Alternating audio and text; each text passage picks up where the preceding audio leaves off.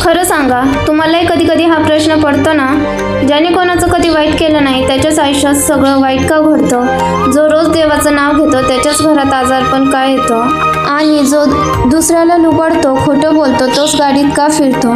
जर देव आहे तर तो इतका अन्याय का करतो? आज मी तुम्हाला गोड गोड तत्वज्ञान नाही सांगणार. आज मी तुम्हाला ते 5 कटू सत्य सांगणार आहे, जे ऐकल्यावर तुम्ही देवाला दोष देणं कायमचं बंद कराल. नमस्कार मंडळी, श्री स्वामी समर्थ. कधी विचार केलाय का, जो माणूस कधीच कोणाचं वाईट करत नाही, जो कधी खोटं बोलत नाही, जो सगळ्यांना मदत करतो, नेमकं त्याच्याच आयुष्यात सगळ्यात जास्त वादळं का येतात? त्याचीच नोकरी जाते, त्याचंच नातं तुटतं, त्याच्याच घरात आजारपण येतं, त्याचेच पैसे अडकतात. आणि दुसरीकडे जो माणूस लोकांना फसवतो, खोटं बोलतो, वाईट वागतो, तो मात्र मजेत जगत असतो, गाडीत फिरत असतो, मिरवतो. मग प्रश्न पडतो, देव आहे तरी कुठे? देवाला चांगली माणसं आवडत नाहीत का? हा प्रश्न तुमचाही असेल तर हा व्हिडिओ शेवटपर्यंत नक्की ऐका. आज मी तुम्हाला पुस्तकातलं उत्तर नाही देणार, मी तुम्हाला आयुष्याचं सत्य सांगणार आहे. पहिलं सत्य हे आहे की देव चांगल्या माणसांना शिक्षा करत नाही, तो त्याला घडवत असतो. एक गोष्ट कायम लक्षात ठेवा, लोहार लोखंडाला एकच घाव घालतो, पण सोनार सोन्याला 10 वेळा आगीत टाकतो.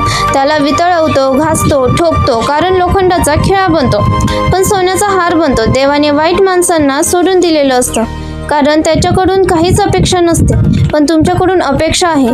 त्याला तुमच्याकडून हार बनवायचा आहे, म्हणून तो तुम्हाला आगीत टाकतो. तुम्हाला होणारा त्रास ही शिक्षा नाही, ही तुमची निवड आहे. तुम्ही सामान्य नाही आहात. दुसरं सत्य, कर्माचा हिशोब. आपल्याला फक्त एकच जन्म दिसतो, पण देवाला आपले सगळे जन्म दिसतात. आज जो वाईट वागून सुखात दिसतो ना, तो खरं तर सुखात नाही, तो त्याच्या जुन्या चांगल्या कर्माचं पुण्य खातोय. त्याचं बँक बॅलन्स संपत आलंय. जसं मोबाईलचा डेटा संपला की नेट बंद होतं, तसंच त्याचं पुण्य संपलं की त्याचा खरा हिशोब सुरू होतो. तिसरं सत्य सगळ्यात महत्त्वाचं आहे, देव संकट त्यालाच देतो जो ती पेलवू शकतो. 5 वर्षाच्या लहान मुलाच्या डोक्यावर 50 किलोची गोंद देईल का कोणी? नाही, ती गोंद पैलवानाच्या डोक्यावरच दिली जाते. वाईट माणूस आतून खूप घाबरलेला असतो, कमकुवत असतो. त्याला थोडी जरी दुःख दिलं तरी तो कोलमडून जाईल, चुकीचा मार्ग धरेल. पण देवाला माहीत आहे तुम्ही आतून किती मजबूत आहात. तुम्ही या संकटातून तुटणार नाही, तर तालून सुलखावून निघणार आहात, म्हणून त्याने ती गोंद तुमच्या डोक्यावर दिली. चौथं सत्य हे आहे की वाईट माणसाचं सुख हे फक्त दिसण्यापुरतं असतं, म्हणजे क्षणिक असतं.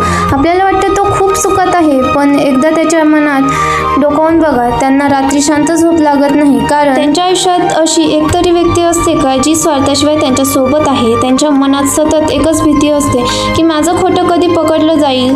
त्यांचं सुख हे इंस्टाग्रामच्या फिल्टरसारखं आहे, बाहेरून चमकतं पण आतून सगळं पोकळ असतं. तुमच्या दुःखात मात्र एक श्रीमंती आहे. रात्री झोपताना तुम्हाला एक समाधान असतं की मी आज कोणाचं वाईट केलं नाही, कोणाला फसवलं नाही. ही शांतता तुम्हाला करोडो रुपये देऊन सुद्धा विकत मिळणार. आणि 5वं आणि शेवटचं सत्य, कोणालाही सिनेमा हा मधल्या 2 तासावर नाही, शेवटच्या 10 मिनिटावर ठरतो. रावण सोन्याच्या लंकेत राहत होता आणि पांडव वनवासात होते, पण शेवट काय झालं सगळ्यांना माहीत आहे. वाईट माणसाचं सुख हे फुगल्यासारखं असतं, ते पटकन मोठं होतं, पण एक छोट्याशा टाचणीने फुटून जातं. आणि चांगल्या माणसाचं आयुष्य हे बीजासारखं असतं. बीजाला आधी जमिनीत गाडलं जातं, अंधारात ते कुजून सगळं संपलं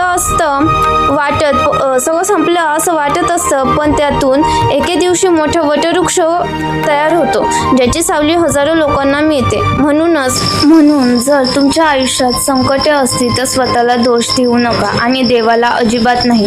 तुलना करणं सोडून द्या आणि स्वतःला एकच प्रश्न विचारा, देव माझ्यासोबत का? असं विचारण्याऐवजी देवा तू या संकटातून मला काय शिकवतोस असं विचार. तुम्हाला त्याच क्षणी उत्तर मिळेल. लक्षात ठेवा, आगीत टाकल्यावर सोन्याचं कधीच लोखंड होत नाही. तुमची वेळ येणार आणि जेव्हा ती वेळ येईल तेव्हा ती टिकणारी असेल. तुम्हाला असं वाटत असेल की हा व्हिडिओ तुमच्यासाठीच होता तर कमेंटमध्ये फक्त एवढंच लिहा, मी घडतोय.